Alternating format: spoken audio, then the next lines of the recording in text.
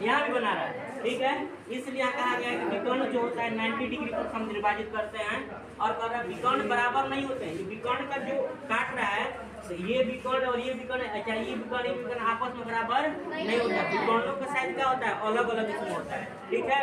अब कह रहा है आगे कि भुजाओं का वर्गों का योग जो होगा, ये बहुत इंपॉर्टेंट है, बहुत इंपॉर्टेंट है। कह रहा है कि भुजाओं के वर्गों का योग विकर्ण के वर्गों के योग क्या होता है, बराबर होता है। कहने का मतलब है ये सारी भुजा है, A B B C D और ए डी, सबका क्या किए हैं, वर्ग किए हैं, स्क्वायर किए हैं।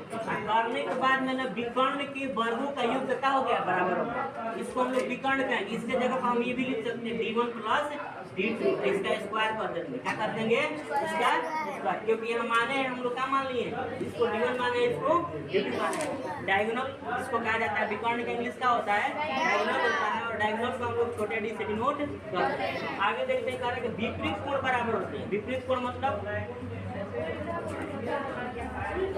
उसका जस्ट क्या हो जाएगा, ओपोजिट जो कोण क्या होगा, बराबर होगा। आसन कोणों का योग 180 डिग्री होता है। आसन कोण बताया गया था जो लगातार रहना है, उसका वैल्यू क्या होगा, 180 डिग्री। दो कोणों को जुड़ेगा तो 180 डिग्री के बराबर होगा।